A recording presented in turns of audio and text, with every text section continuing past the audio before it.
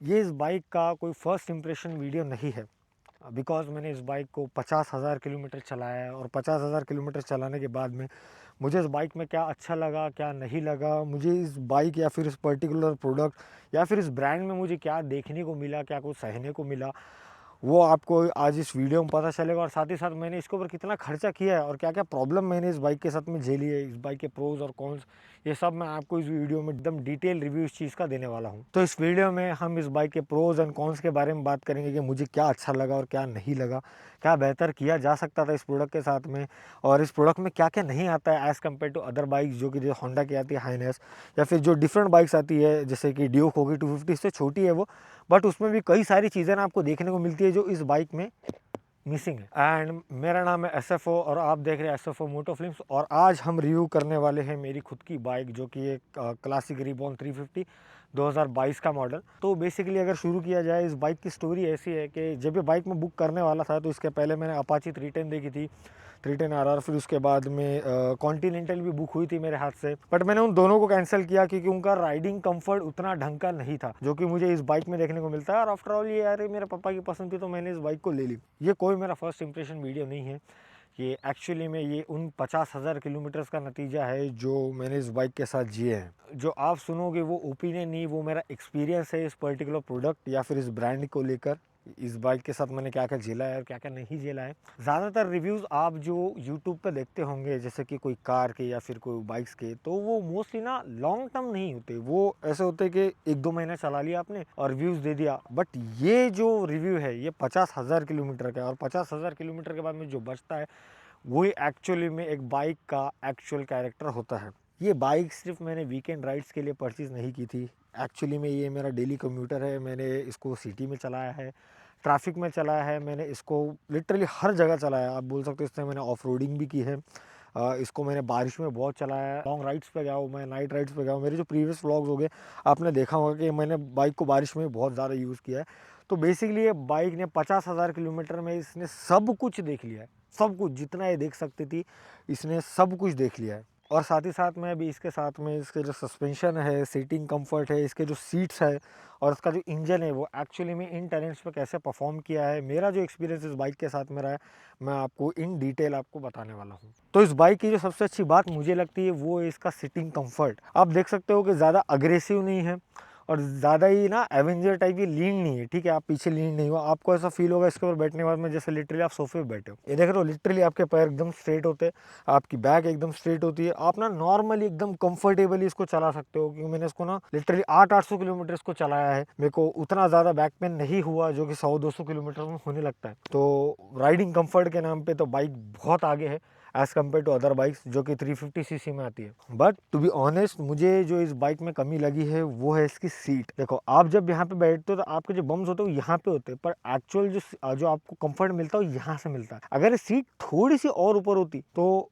शायद इसका कंफर्ट और ज़्यादा होता और आप इस पे और कंफर्टेबली बैठ पाते। और रही बात पिलियन की सीट कुछ ज़्यादा ही ब्रॉड है जो as compare to previous Bullet जो आते थे, प्रीवियस जो रॉयल एनफील्ड के प्रोडक्ट्स आते थे, एज़ कम्पेयर टू देम भाई ये बहुत आगे, ये बहुत अच्छे, ये बहुत अच्छा इनका राइडिंग कंफर्ट है, बहुत ही ज़्यादा वाइड है, ब्रॉड सीट आपको देखने को मिल जाती है यहाँ पे और यहाँ पे। तो आप ना पिलियन के साथ में पीसफुली आराम से आप जा सकते हो, क्योंकि इस बाइक का ना जो इंजन भी है उसके ऊपर तो मैं बाद में आऊँगा, बट मैं आपको बता देता हूँ कि इस बाइक का जो इंजन है वो लोड खींचने में ना सबसे आगे।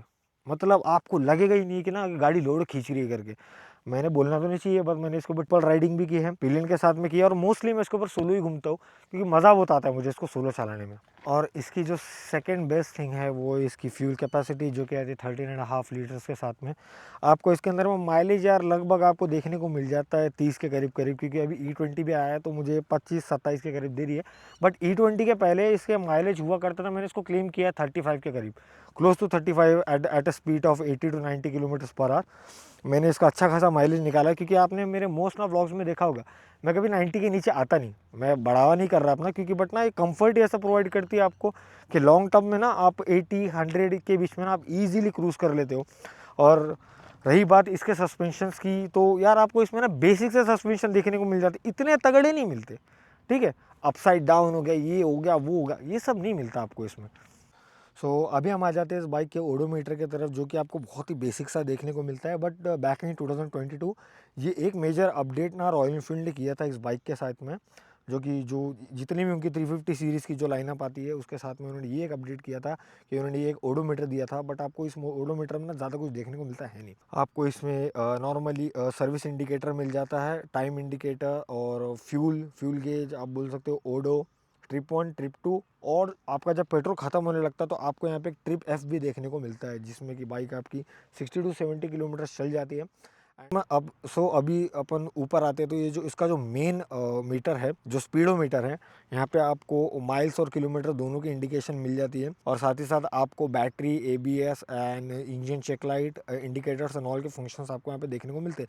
रॉयल एनफील्ड ज़्यादा कुछ इस बाइक के साथ में ऑफर करता है नहीं, बट रिसेंटली जब अभी अपडेट आया था तो इसके साथ ही साथ में रॉयल एनफील्ड ने जो है गियर पोजिशनिंग इंडिकेटर भी रॉयल एनफील्ड ने इसके साथ में देना शुरू कर दिया है। बट एक जो मेजर प्रॉब्लम मुझे इस बाइक के साथ में देखने को मिला है वो इसका मीटर है। मैं आपको बताता हूँ क्यों, क्योंकि ना मेरे पास में पुराने फोटोज भी पड़े हैं, आप उसमें देख लेना। ये जो आपको जो ये जो कांटा दिख रहा है, मतलब जो अपन इसको कांटा ही बोलते हैं, ये जो कांटा आपको दिख रहा है वो ना पर्टिकुलर स्पीड में जाके ना यहाँ पे रुक जाता है। बाद में आप अगर गाड़ी भी रुका दो तो वो 0 से स्टार्ट नहीं होगा, वो चालू होगा 60, 40, 80। तो लॉन्ग टर्म में ना या फिर लॉन्ग राइड्स में ना बहुत बार ऐसा हुआ है, मैंने इसको बहुत बार देखा हूँ, बहुत बार मैं ना परेशान हुआ कि ये बार बार क्यों होता है करके। तो ये एक प्रॉब्लम मुझे इसके मीटर के साथ में लगी। तो पहले मैं इसके रियल वर्ल्ड इंजन एक्सपीरियंस के ऊपर आऊँ, उसके पहले अपन इसके जो टेक्निकल स्पेक्स है वो अपन क्लियर कर लेते हैं इस इंजन से रिलेटेड। 349 सीसी का ऑयल्ड एयर कूल्ड इंजन आपको इसमें देखने को मिल जाता है, जो कि मैक्स पावर निकालता है 21 PS की एट 6100 आरपीएम और 27 न्यूटन मीटर्स ऑफ टॉर्क निकालता है ये इंजन। तो बेसिकली आपको इसमें जे सीरीज का इंजन देखने को मिल जाता है, जो कि बहुत अलग है प्रीवियस इंजन से। इस बाइक में आपको एक 349 सीसी का सिंगल सिलेंडर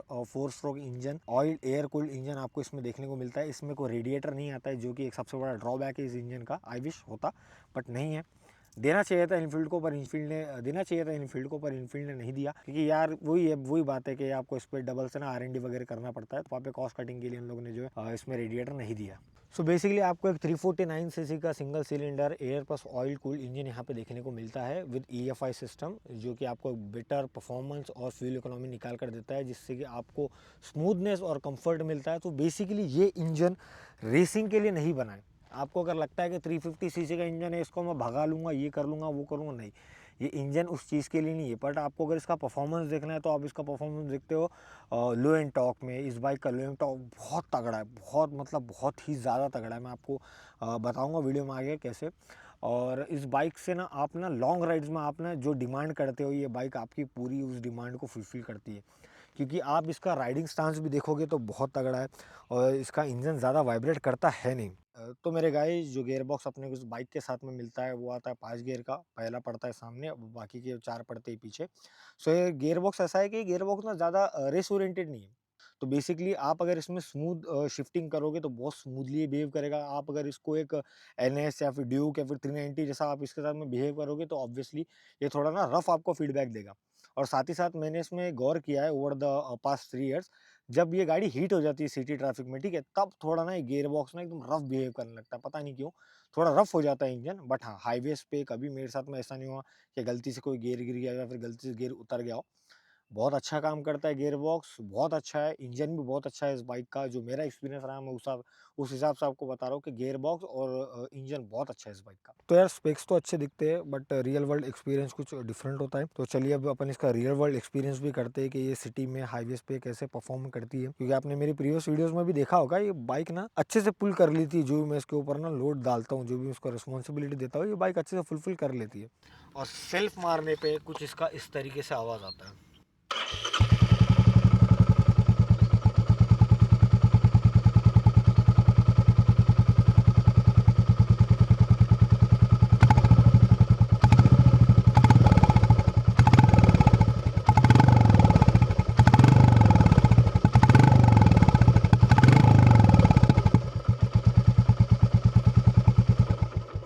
तो रही कि इसमें आफ्टर मार्केट का एग्जॉस्ट लगाया है मैंने, बट स्टिल ये उतना ज़्यादा लाउड नहीं है जितना आप इसको समझते हो। बहुत मिनिमल सा आवाज़ निकाल के देता है, इतना आवाज़ निकालता है कि ना आजू बाजू वालों को इरिटेशन होती नहीं है इससे। काफ़ी मिनिमल सा आवाज़ है इसमें, जो बाइक चलाता है उसको ही पता है कि ना बहुत स्मूथ सा आवाज़ देती है। और अगर मैं इसका जो है एग्जॉस्ट पूरा ही बंद कर दूँ तो इसमें लिटरली इंजन का ना कुछ भी आवाज़ नहीं है, कुछ भी आवाज़ नहीं है। मैं बता रहा हूँ आपको सीरियसली, इसमें इंजन का कुछ भी आवाज़ नहीं आता है। मैं आपको दिखाता हूँ कैसे। तो अभी आप देखना, मैं इसका इंजन स्टार्ट कर रहा हूँ। मैंने इसका एग्जॉस्ट जो है बंद कर दिया है। बहुत मिनिमल सा आवाज़ देता है इंजन। आई होप आपको क्लियरली सुनाई दे रहा हो। बहुत ही मिनिमल सा आवाज़ है, देखना इंजन का लिटरली इस बाइक में कुछ भी आवाज़ नहीं है। ये देखना, मैंने इसको फिर से बंद कर दिया। तो कुछ इस तरह इसका इंजन है जो कि बहुत कम आवाज़ निकालता है। शायद इसी की वजह से इस बाइक में ना वाइब्रेशन वगैरह बहुत कम अपने को देखने को मिलती है। और जैसे कि आपने इंजन का साउंड सुना, बहुत ही मिनिमल सा आवाज़ है, ज़ीरो रैटलिंग है, बहुत स्मूथली चालू हो जाता है, बहुत स्मूथ आवाज़ करता है। 50,000 किलोमीटर चलने के बाद में भी इतना स्मूथ अगर कोई इंजन अगर आवाज़ कर रहा है तो भाई इंजन तो बहुत अच्छा है इस बाइक का, क्योंकि इसका इंजन ही है जो इसका यूएसपी है रॉयल एनफील्ड का, जो कि बोल के बेचती है कि राइडिंग कंफर्ट ये गाड़ी आपको प्रोवाइड करती है। और अब जब इंजन की बात हो ही रही है तो इंजन के साथ ही साथ इसके वाइब्रेशन से रिलेटेड भी अपन ना बात कर लेते कि गाड़ी एक्चुअली में ना वाइब्रेट करती कितनी है। तो देखो यार, रॉयल इनफील्ड है और वाइब्रेशन ना हो वो पॉसिबल नहीं है, और मोस्टली अगर क्लासिक हो और उसमें वाइब्रेशन हो तो पॉसिबल नहीं है। बट इस बाइक में आपको ना बहुत ही कम वाइब्रेशंस आपको देखने को मिलते हैं, बिकॉज इसका जो चैसी है वो थोड़ा डिफरेंट है। वो बताता हूँ आपको कैसे।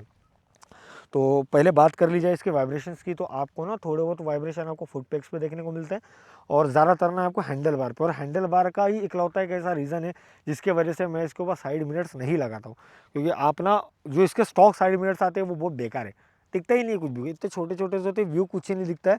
बट हाँ, वो रेट्रो लुकिंग जो बाइक को देते हैं उसी वजह से काफ़ी सारे लोग उनको लगाना प्रेफर करते हैं, बट आपको व्यू उसमें आता नहीं है। और रही बात कि रॉयल इनफील्ड ने इसकी जो वाइब्रेशन कम कैसे की है, वो मैं अभी आपको बताता हूँ कि कैसे रॉयल इनफील्ड ने ना इसकी वाइब्रेशन ना क्लोज टू, मतलब 100 से आप अगर कंपेयर करोगे तो इसमें बस 10% ही है। तो आप अभी ये जो चैसी देख रहे हैं, रॉयल इनफील्ड के पहले के जो बुलेट्स आते थे या फिर जो भी क्लासिक आती थी उसमें आता था सिंगल, बट इसमें रॉयल इनफील्ड ने ना दोनों को डिवाइड कर दिया। तो उसी रीज़न से ना इस बाइक के जो वाइब्रेशन है वो काफ़ी हद तक कम हो गए हैं, और साथ ही साथ इस बाइक का जो बैलेंसिंग है वो काफ़ी तगड़ा हो गया रोड के ऊपर में, क्योंकि पहले जो हैंडल वॉबल वगैरह आता था इस बाइक में ना वो है ही नहीं देखने का, वो देखने को आपको नहीं मिलेगा। सो और भी बहुत से चेंजेस किए हैं रॉयल फील्ड ने इस बाइक के इंजन के साथ में, ताकि इसकी वाइब्रेशन जो है कम हो सके। जैसे कि मैंने सुना था कि इसका जो टाइमिंग चेंज होता है उसमें इन्होंने कुछ चेंजेस किए, जिस वजह से ना इसकी वाइब्रेशन बहुत ज़्यादा कम हुई, काफ़ी हद तक कम हुई है। तो मेरा इस बाइक के वाइब्रेशन को लेके ये एक्सपीरियंस रहा है कि यार देखो, 350 सीसी का सिंगल सिलेंडर इंजन है तो वाइब्रेशन तो रहेगी ही रहेगी। और साथ ही साथ आप अगर हीटिंग की बात कर लो इस बाइक में कि हीट कैसे मैनेज होती है इस बाइक की, तो देखो आपको इस बाइक में ना रेडिएटर देखने को नहीं मिलता है। फर्स्ट ऑफ ऑल आप अगर सोचोगे ना 250 में भी है, कई कई सारे एनएस में आपको देखने को मिल जाता है 200 सीसी गाड़ी में, बट ये थोड़ा इंजन डिफरेंट है। आपको बता दो क्यों, क्योंकि ना ये रेसिंग से रिलेटेड नहीं है, बट स्टिल इसको ना एक रेडिएटर की ज़रूरत थी जो कि रॉयल एनफील्ड ने नहीं दिया। आई होप देता तो बहुत अच्छा होता, बट स्टिल आपको यहाँ पे ना छोटे छोटे ये जो कट्स देखने को मिल रहे होंगे, इसी से एयर जो है ऑयल को ऑटोमेटिकली कूल करती है। सो ये एकमात्र आपको यहाँ पे कूलिंग सिस्टम देखने को मिलता है। बट हाँ, हीटिंग जो है वो थोड़ी बहुत अनबेरेबल हो जाती है ट्रैफिक में जाने के बाद में, क्योंकि वो हीटिंग आपको यहाँ से ज़्यादा ना सीधा आपको टैंक में फील होती है। सोच रहा हो आपको ना सीधा सीधा वो टैंक में फील होगी, ऐसा फील होगा कि ना वो टैंक बॉईल हो रहा है। उतना ज़्यादा भी नहीं है बट ठीक ठाक है, हीटिंग भी अपन एडजस्ट कर सकते हैं। आज तक मैंने कभी इस बाइक में कोई ओवर हीटिंग का प्रॉब्लम नहीं देखा है। इसको बहुत लंबा लंबा लेके गया हूँ मैं, हैदराबाद से लाया हूँ नॉन स्टॉप, मैंने इसको 300 किलोमीटर घसीटा है अभी रिसेंटली जब मैं पुणे से आ रहा था, और इस बाइक ने मुझे कभी ओवर हीटिंग का प्रॉब्लम नहीं दिया है। और अब बात करते हैं इस बाइक की सस्पेंशंस की, जो कि इस बाइक को डिफ्रेंशिएट करता है मार्केट में दूसरी बाइक से, क्योंकि आपको ना इसमें कोई हाई टेक सस्पेंशन देखने को नहीं मिलते। फ्रंट में आपको टेलीस्कोपिक देखने को मिलता है, और रियर में आपको देखने को मिल जाते हैं ट्विन शॉक्स, मतलब यहाँ और वहाँ नॉर्मल से सस्पेंशन जो पुराने आया करते थे। बट लॉन्ग टर्म में कैसे परफॉर्म करते हैं और कैसे इनका परफॉर्मेंस रहा है वो हम अभी देख लेंगे। तो यार अब जब गियर बॉक्स की बात हो ही गई है तो हम साथ ही साथ क्लच के बारे में भी डिस्कस कर लेते हैं कि क्लच का क्या प्रॉब्लम मैंने देखा है over the past 3 to 4 years. तो बेसिकली क्लच का सीन ऐसा है ना कि गाड़ी की जितनी बार भी मैंने सर्विसिंग की है, हर बार इसका जो क्लच वायर है वो मैंने चेंज किया, क्योंकि वो मैंडेट सा हो जाता था मेरे लिए चेंज करना, क्योंकि वो पता नहीं गाड़ी हाफ क्लच की हो जाती थी 3000 किलोमीटर में ही, और वो एकदम ना पूरा क्लच लेवर पूरा ड्राई पड़ जाता था। तो शायद वो मैकेनिक का प्रॉब्लम होगा या फिर क्लच वायर की क्वालिटी ऐसी है कि जिस वजह से वो पूरा ड्राई पड़ जाता है। बट ये जो इंजन है, ये अपने को वेट क्लच के साथ में देखने को मिलता है कि इनफील्ड बोलती है कि स्मूथ है क्लच, बट नहीं है। क्योंकि आप अगर देखोगे तो इस बाइक में मेजर एक चीज़ की कमी है, वो है स्लीपर क्लच, जो कि हाइनस में आपको देखने को मिल जाती है, अदर 350 या फिर 300 सीरीज़ की आपको बाइक में आपको देखने को मिल जाती है। और ये बाइक आज भी मेरे ख्याल से ना विदाउट क्लच के ही या विदाउट स्लीपर क्लच के ही ये बाइक मार्केट में आ रही है। तो वो ट्रैफिक में ना एक सर दर्द आपका बन जाता है। लोग बोलते हैं यार कि इनफील्ड है, इतना तो आपको झेलना पड़ेगा। भाई ये बेसिक चीज़ें है, आप अगर डिमांड करोगे तो कंपनी देगी। अब कंपनी नहीं दे रही क्योंकि आप लोग डिमांड ही नहीं कर रहे हो। तो यार अब जब अपन ने इसका इंजन और गियर बॉक्स, सस्पेंशन ये सब अपन ने डिस्कस कर लिया है, तो अब इसका जो मेन टॉपिक है, जो मेरा मेन प्रॉब्लम या फिर मेरा मेन सर दर्द रहा है इस बाइक का, वो है इसके ब्रेक्स। मैं आपको सीरियसली बता दूँ, इससे घटिया ब्रेक्स आपको किसी भी बाइक में देखने को नहीं मिलेंगे। वो मेरा खुद का एक्सपीरियंस है, मैं ये नहीं बोलता कि हर रॉयल एनफील्ड के बाइक के खराब होते हैं। यार देखो, मैंने ये प्रोडक्ट खरीदा है, तो मेरा फीडबैक ना इस बाइक से रिलेटेड है। मेरे को दुनिया की सारी रॉयल एनफील्ड के क्लासिक 350 रिवॉन से मेरे को कुछ नहीं करना। मेरा ये बोलना है कि भाई मेरा प्रोडक्ट खराब है तो है। तो उसी रीज़न से मैंने इसके अलॉय व्हील्स चेंज किए, कैलिपर चेंज किया, पीछे के 2 जो डिस्क है वो डिस्क चेंज किया है मैंने। ये 2 मेन डिस्क प्लेट्स मैंने इसके चेंज किए। मास्टर सिलेंडर इसकी चेंज होने तक की बात आ गई थी, इतनी इतनी नौबत आ गई थी। एक्चुअली में स्टोरी ऐसी जाती है ना, जब मैंने बाइक लिया था तो स्टार्टिंग के 500 किलोमीटर्स के बाद में ही ये ब्रेक अटक गया था पीछे का पूरा। सामने का काम करता था। तो आप मानो या मत मानो, पर मैंने इस बाइक को पूरा 45,000 किलोमीटर फ्रंट ब्रेक पे चलाया। जितना मैं इससे ट्रैवल किया और रात में, दिन में, जहाँ पे भी, ये गाड़ी सिर्फ़ फ्रंट ब्रेक पे चली है। तो उसका रीज़न ये था, किसी ने बोला कि इसका प्लेट खराब है, मैंने प्लेट चेंज करवा दिया। किसी ने बोला कैलिपर खराब है, कैलिपर चेंज करवा दिया। किसी ने बोला मास्टर सिलेंडर खराब है, मास्टर सिलेंडर तक चेंज करवाने वाला था मैं, जो कि आता है 3800 या 3200 का कुछ। बहुत खर्चा किया। इस बाइक पे मेरा सबसे ज़्यादा अगर खर्चा कुछ हुआ है तो इसके ब्रेक्स पे ही हुआ। उस ब्रेक की वज़ह से मैंने इसके अलॉय व्हील्स डाले, सामने के और पीछे के। मैं इसके जो महँगे वाले डिस्क पैड्स डालने वाला था, बट मैं दूसरी गाड़ियाँ चलाता था, वहाँ मुझे पता चला कि भाई कोई प्रॉब्लम नहीं है, ऐसा-वैसा। तो यहाँ का जो मेरा शोरूम है, वहाँ पे मैंने उसको सर्विसिंग करते टाइम बहुत बार बताया, उसने ऐसा किया, वो बोलता था कि वहाँ पे ऑयल डालो तो चलेगा। 500 किलोमीटर चलता था फिर खराब हो जाता था। उसके बाद मैंने जो है आदिलाबाद में गाड़ी दिखाई, नागपुर में दिखाई, यवतमाल में दिखाई, कहीं नहीं हुआ। हैदराबाद में तक मैंने इसकी 2 बार सर्विसिंग कराई, उन लोग ने बोले कि मास्टर सिलेंडर खराब है, आप वो कर लो। पता है इसका जो मेन रीज़न था कि ब्रेक काम क्यों नहीं करता था, आप सुन के वो हँसोगे। मेरा भी इतना दिमाग खराब हुआ ना जब पुणे में इसकी सर्विसिंग हुई और उसने बोला कि भैया गाड़ी में कोई प्रॉब्लम नहीं है। ना कैलिपर में प्रॉब्लम है, ना टायर्स में प्रॉब्लम है, किसी चीज़ में प्रॉब्लम नहीं है। प्रॉब्लम बस एक ना ₹100 की चीज़ में था। वो होने के बाद में जब मुझे पता चला तो मेरा इतना दिमाग खराब हुआ, पर सैटिस्फैक्शन भी मिला। क्योंकि शोरूम टू शोरूम डिपेंड करता है यार कि आपको सर्विस कैसी मिल रही है।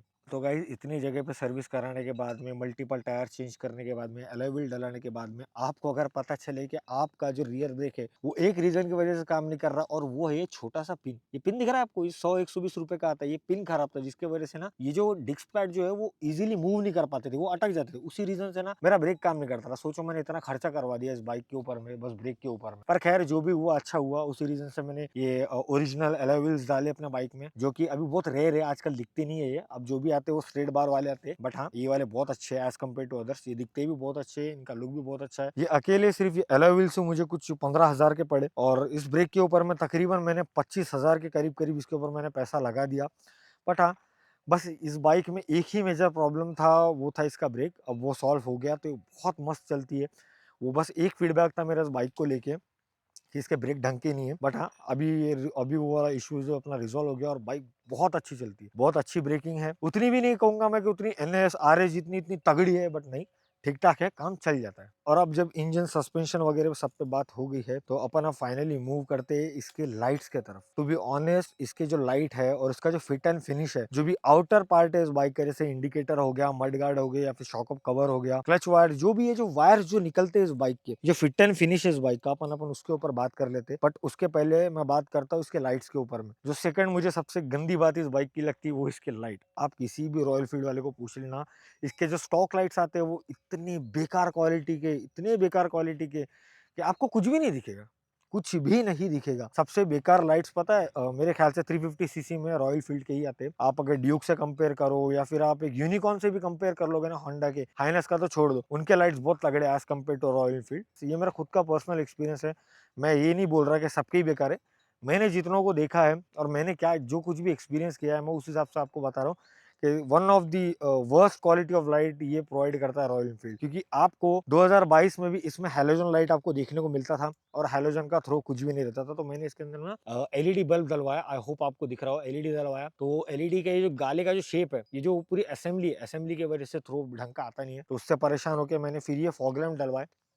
ये फॉग लैम्प मुझे पड़े प्रो टेपर के फॉग लैम्प से अच्छा खासा थ्रू ये मुझे निकाल कर देते हैं, तो स्टॉक लाइट के भरोसे में कभी रहा नहीं। तो गाइज अब जब अपन ने लाइट्स एंड ऑल के ऊपर में बात कर ली है, तो अपन बात करते हैं इसके फिट एंड फिनिश के ऊपर में। कि जो आउटर एक्सटीरियर पार्ट जो है बाइक का, जैसे कि जो वायरिंग हो गई या फिर जो मडगार्ड्स हो गए, उनकी क्वालिटी कैसी है। तो देखो गाड़ी मोस्टली ना मेटल से बनी हुई पूरी पूरी मडगार्ड, सामने का, आगे का, पीछे का पूरा मेटल से बना हुआ, बस थोड़े बहुत पार्ट्स है जो कि फाइबर के आते हैं, तो उनके ऊपर अपन बात कर लेते हैं। तो इस साइड अपने को एयर फिल्टर देखने को मिल जाता है और इस साइड अपने को बैटरी का और जो अपना फर्स्ट एड किट वगैरह अपन रखते हैं वो सब अपने को देखने को मिल जाता है इस बाइक में। बट मैं आपको एक चीज दिखाता हूँ अभी कि मैं क्यों ऐसा बोल रहा हूँ, उसका फिट एंड फिनिश भी उतना ढंग का नहीं है। क्योंकि देखो ये वायर्स इतने एक्सपोज्ड है, इस वायर के वजह से ना जो ये जो क्लच केबल है, ये जो क्लच केबल ऐसा टर्न होकर जा रहा है, वहां पे आपको टर्निंग पॉइंट दिख रहा है, उस एक रीजन के चलते ना, यहाँ पे आपको दिखाता हूँ, देखना, ये लग लग के आप मानोगे नहीं, यहाँ पे ना पूरा धब्बा ही आ गया। जब भी सस्पेंशन दबता है तो ये वाला सीधा इसको यहाँ पे हिट करता है, तो ओवर द 50,000 किलोमीटर्स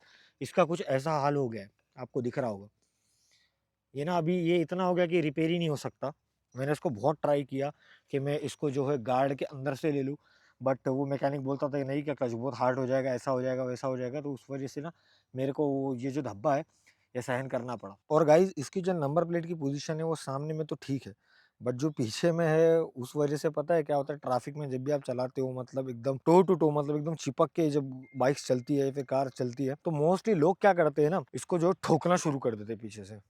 ये देखना, नंबर प्लेट इतनी नीचे होने की वजह से ये बेंड होना शुरू हो जाती है, यहाँ पे इन लोग के धब्बे लग जाते हैं, टायर के निशान पड़ जाते हैं, बट कुछ किया नहीं जा सकता, इस चीज़ का कुछ किया नहीं जा सकता। ये एक फीडबैक रहा है मेरा बाइक को लेकर। भी अपन टायर्स की बात कर रहे थे तो फ्रंट में आपको देखने को मिलता है 190/19, जो कि मैंने एमआरएफ का लगाया है, रेडियल टायर आता है, मेरे को तो नहीं पसंद है। तो पीछे में आपको मिलता है 180/18, जो कि अपोलो का है। मैं ये टायर हाईली रिकमेंड करूंगा, बहुत अच्छा टायर है, बहुत अच्छी ग्रिप प्रोवाइड करता है टायर रोड पर। तो यार अब अगर हम बात कर ले इसकी मेंटेनेंस और सर्विस कॉस्ट की, तो मैं बता रहा हूँ ये सबसे one of the easy to maintain bike है, क्योंकि इसके पार्ट्स आपको हर जगह अवेलेबल मिलेंगे। आप किसी भी शोरूम में चले जाओ, इसके पार्ट्स आपको मोस्टली अवेलेबल मिलेंगे ही मिलेंगे। ये एक one of the biggest reason है बाइक को लेने का, क्योंकि इतने सारे इनके सर्विस सेंटर्स है, इतना बड़ा इनका सर्विस नेटवर्क है, कहीं ना कहीं आपकी सर्विस हो जाएंगी। पर एक और बात जो इस ब्रांड को लेकर मैं ये कहना चाहता हूँ कि तो अगर इतना बड़ा सर्विस नेटवर्क है इनका, इतने सारे शोरूम्स हैं इनके, इतने सारे सर्विस सेंटर है, वहां पे ना किसी को काम करते आते ही नहीं। मैं ये मेरा खुद का पर्सनल एक्सपीरियंस है इस ब्रांड को लेकर। आप जाओ, वो बस आपको घुमाएंगे, 10 जगह जाओ, 10 लोग अलग अलग आपको ना ये देंगे, प्रॉब्लम बताएंगे कि इसमें ये है, वो है, ये है, वो है। बट कोई एक आधा शोरूम ऐसा निकलता है जो ना आपका एक्चुअल में काम करके देता है। तो सर्विस नेटवर्क इनका बहुत बड़ा है, बट उन लोग को काम करते आता नहीं है।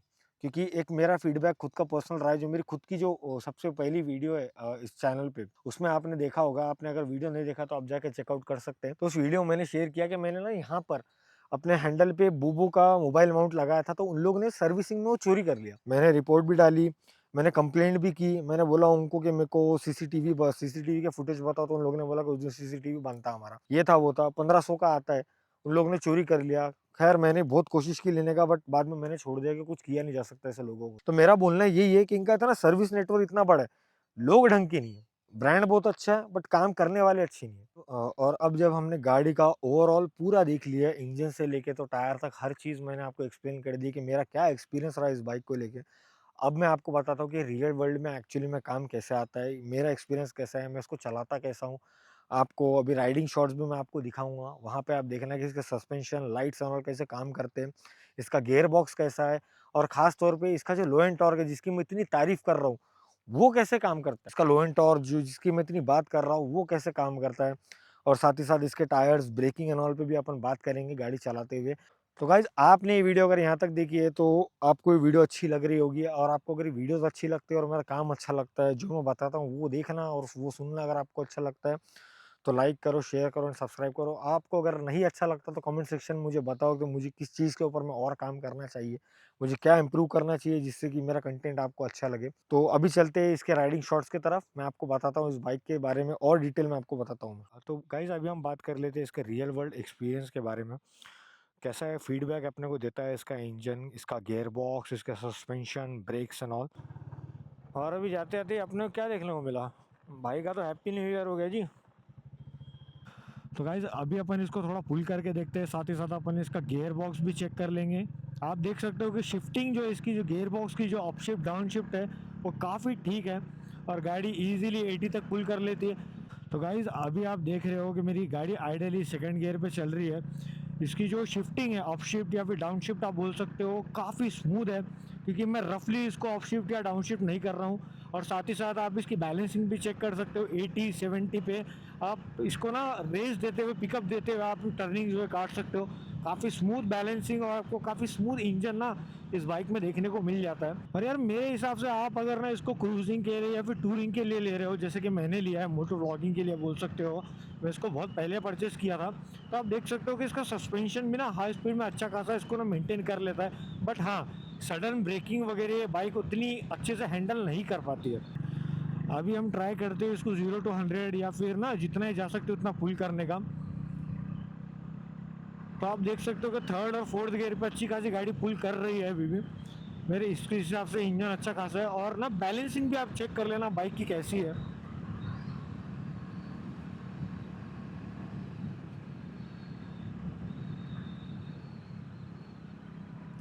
आपको अच्छा खासा ये रिस्पॉन्स देता है ये इंजन। टर्निंग वगैरह भी आप इजीली 80-70 पे इजीली काट सकते हो इस बाइक पे। आपको ज़्यादा उतना वो दिक्कत देगा नहीं क्योंकि इसका ना वेट ज़्यादा है। ओवर स्पीड में होकर आप अगर टर्निंग काटने की कोशिश करते हो तो वहाँ पे ना थोड़ा आपको ये गाड़ी ना कॉन्फिडेंस नहीं देगी। और रही बात ब्रेकिंग की, तो आप देख सकते हो, तो जैसे कि आपने देखा 200 किलो के हिसाब से ना इसकी ब्रेकिंग ना ठीक ठाक है, उतनी भी तगड़ी नहीं है जितनी होनी चाहिए। पंची नहीं है, स्मूथ है, स्मूथली रुकेगी ये। थोड़ा वक्त लेगी रुकने में पर हाँ रुक जाती है स्मूथली, ज़्यादा पंची नहीं है इसकी ब्रेकिंग।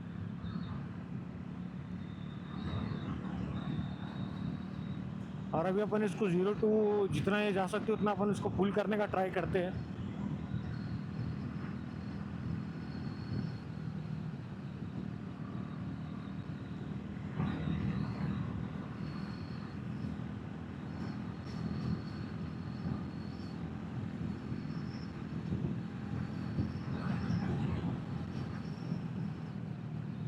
थिंग इज दैट कि अगर इसकी ईसीयू को ना थोड़ा छेड़छाड़ किया जाए तो ये ना 135-140 टच कर लेगी।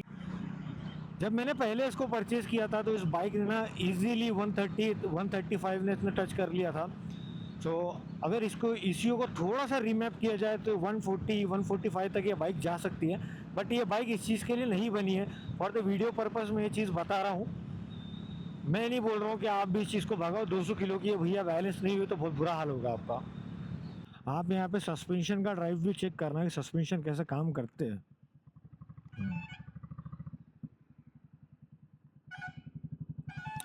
मेरे हिसाब से तो यार इस बाइक के हिसाब से इसके जो सस्पेंशन है वो थोड़े से वीक है। सस्पेंशंस में ना और अच्छा किया जा सकता था इनफील्ड के द्वारा, बट इनफील्ड यार क्लासिक पे ना उतना ध्यान देती है नहीं क्योंकि अभी उनको हिमालयन वगैरह पे भी काम करना है।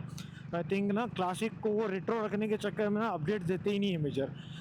आप ना कॉस्मेटिक चेंजेस मत करो इस बाइक में, बट अगर इनफील्ड इसके जो इंटरनल पार्ट्स है जैसे कि सस्पेंशन हो गए या फिर इसका जो चेन स्प्रॉकेट हो गया, वो सब में अगर इंटरनल चेंजेस करती है तो बहुत अच्छी बात होगी। ये मेरा फीडबैक है इस बाइक को लेकर। आप देखना सस्पेंशन भी अच्छे खासे ठीक ठाक है, इतने भी कुछ खास नहीं है, इतने भी कुछ खास नहीं है इसका सस्पेंशन। अपन इसको फिर से पुल करने का ट्राई करते, देखते हैं कितना जाती है।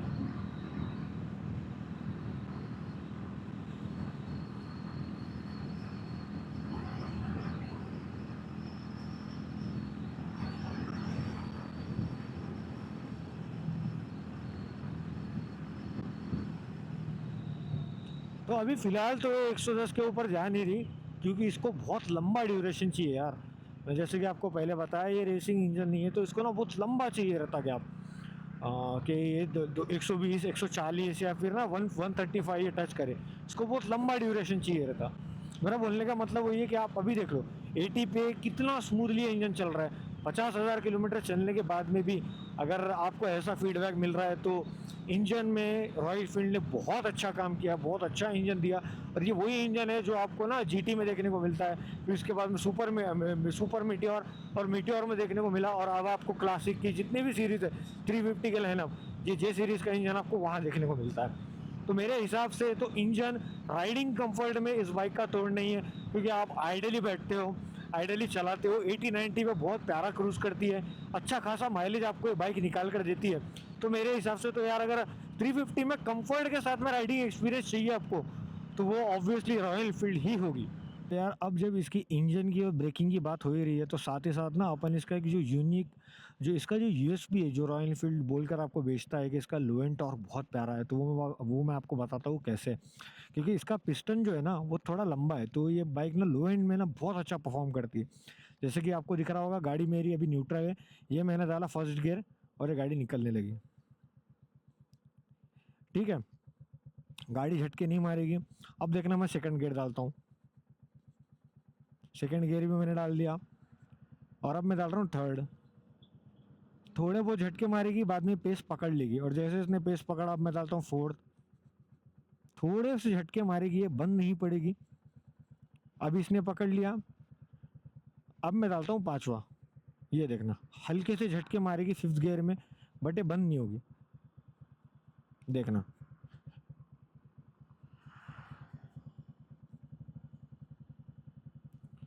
और अब मैंने डाला पांचवा। देखना, हल्के से झटके मारेगी है पर जाएगी, क्योंकि इसका लो एंड टॉर्क इतना प्यारा है इस बाइक का, आपको ना ट्रैफिक में इतना हेल्प करेगा ये। मैं बता रहा हूँ आपको, जो बाइक का लो एंड टॉर्क अच्छा होता है वो ट्रैफिक में बहुत ज़्यादा हेल्प करती है आपको, क्योंकि आपको ना एक्सीलेटर देना नहीं होता है, गाड़ी ऑटोमेटिकली पुल कर लेगी। गाड़ी देखना फिफ्थ गियर पे, ठीक है, ये देखिए मेरा हैंड्स फ्री कर दिया है मैंने, और गाड़ी ऑटोमेटिक ना 30 की स्पीड पे पुल करनी है। सोचो, फिफ्थ गियर है और 25 की स्पीड है, और क्या चाहिए आपको इस इंजन से। जो लोगों को एक्चुअल पर्पस पता होगा इस बाइक का, उसके लिए किस पर्पस के लिए अपन इस बाइक को लेते हैं, वो लोग ना बहुत खुश होंगे। या फिर जिसको सिर्फ भगाना होता है तो ये इंजन उनके लिए नहीं है। और जैसे कि आपने देखा मेरी गाड़ी भी फिफ्थ गियर पे, देखना अभी मैं उसको पुल करूंगा, फिफ्थ गियर से ही पुल करूंगा, हल्के हल्के से झटके लेगी है। फिफ्थ गियर पे गाड़ी बाय द वे, और ये देखिए पुल कर रही है, फिफ्थ गियर से पुल की है बाइक ने। तो जो और आपको क्या चाहिए इस इंजन से, देखिए स्मूथली चल रही है। 50,000 किलोमीटर चलने के बाद में भी ये फीडबैक आपको इस इंजन से मिल रहा है। ये गया पाँचवा, चौथा, थर्ड, सेकंड और फर्स्ट, अब ये सेकंड। तो फिफ्थ गियर से ना गाड़ी को अपन ने डायरेक्टली पुल किया। अच्छा खासा फीडबैक है इस इंजन का अभी भी। और तो राइडिंग कंफर्ट में, इंजन फीडबैक में 10 आउट ऑफ 10 है रॉयल फील्ड को, बहुत अच्छा देता है। बट हाँ, सस्पेंशन में थोड़ा काम होता तो अच्छा लगता, सस्पेंशन उतने ढंग के नहीं है। और लाइट्स और जो फिट एंड फिनिश है इस बाइक का ओवरऑल, अगर उसके ऊपर रॉयल फील्ड अगर थोड़ा और काम कर ले, रेट्रो लुकिंग के चक्कर में रॉयल फील्ड इस चीज़ को नज़रअंदाज ना कर, इसके ऊपर थोड़ा और काम करे, तो बहुत अच्छा अपने को ना फीडबैक देखने को मिल सकता है इस बाइक से। और आपने हाई स्पीड में भी देखा इस बाइक में वॉबलिंग का इशू नहीं है। हालांकि मेरा जो सामने का टायर है वो ऑलमोस्ट ना घिस गया है, बट स्टिल इस बाइक में वॉबलिंग का इशू नहीं है, क्योंकि इंजन बहुत स्मूथ है, और चेसी के लिए जो इन्होंने मेंटेन किया है बाइक की बैलेंसिंग, वो बहुत तगड़ी है। उस वजह से बैलेंसिंग का इशू इस बाइक में नहीं है, जो पहले ओल्डर क्लासिक्स में आता था या फिर जीटी में आता था, जिस वजह से ना हैंडल वॉबल होने लगता था, नहीं है। देखो 70-80 पे मैं टर्निंग काट रहा हूँ, गाड़ी बहुत स्टेबल चल रही है। अभी देखना यहाँ पे बम्स भी है रोड पे, सिंगल हैंड है, देखना गाड़ी कितनी स्टेबल चल रही है। तो इस बाइक में वॉबलिंग का इशू क्लोज टू जीरो है, क्लोज टू जीरो, मैं कह सकता हूँ, ये दावे से कह सकता हूँ मैं, वॉबलिंग का इशू इस बाइक में बिल्कुल भी नहीं है। और हाँ गाइस, मैं एक चीज़ ना बताना भूल गया था, जो इसका मेन जो ब्रेकिंग का प्रॉब्लम मैंने फेस किया है, उसमें एक्चुअली क्या होता ना, ब्रेक अटक जाता था। तो जो एबीएस का लाइट है और इंजन चेक लाइट है, अभी आपको डिस्प्ले पे दिख रहा होगा, जो मेरे प्रीवियस फोटोज से मैंने निकाल के रखा है, वो ना कॉन्स्टेंटली ऑन रहता था यार। 45,000 किलोमीटर तक वो ऑन है, कितना इरिटेटिंग लगता होगा। तो वो एक सबसे बड़ा ना ड्रॉबैक लगा, या फिर मुझे नेगेटिव पॉइंट लगा इस बाइक का, कि ब्रेकिंग उतनी भी ढंग की नहीं है जितनी होनी चाहिए एक 200 किलो की बाइक को इमरजेंसी ब्रेकिंग देने के लिए। सो गाइज, ये रिव्यू किसी को इन्फ्लुएंस करने के लिए नहीं है। इस रिव्यू में मैंने अपना experience over the past 3 years मैंने इस बाइक से क्या सीखा, क्या झेला, क्या बातें मुझे इस बाइक में अच्छी लगी और क्या नहीं लगी, वो सिर्फ़ मैंने आपके साथ में शेयर किया है। हो सकता है आपका एक्सपीरियंस मेरे से अच्छा रहा हो या फिर मेरे से बुरा रहा हो या फिर थोड़ा डिफरेंट रहा हो। और आप भी मेरी तरह ही अगर एक क्लासिक 350 रिबॉन चला रहे हो, तो प्लीज़ आपका जो एक्सपीरियंस इस बाइक के साथ में रहा है वो कमेंट सेक्शन में शेयर करें, ज़्यादा से ज़्यादा कमेंट करें। आपको क्या अच्छा लगा, क्या नहीं लगा? और वही बात है यार कि different rider, different bike, same journey. तो मेरे गाइज़ ये वीडियो यहीं पे ख़त्म हुई और इस वीडियो को ख़त्म करते-करते मैं एक बात कहना चाहूँगा इस बाइक से रिलेटेड और इस ब्रांड से रिलेटेड कि यार इसकी जो भी कमियाँ हैं इस बाइक की, आई थिंक वही इस बाइक की लेगेसी जो है कंटिन्यू करती है। रॉयल एनफील्ड मतलब परेशानी, ऑब्वियस सी बात है। अगर आपको ये वीडियो थोड़ा-सा भी हेल्पफुल लगा हो और वीडियो को लाइक करना आपकी मर्ज़ी है। यहाँ पे रिव्यूज़ हाइप के लिए नहीं, एक्सपीरियंस के लिए बताए जाते हैं। मेरा नाम है एसएफओ और आप देख रहे हैं SFO moto films. Until then see you in the next video. Bye bye.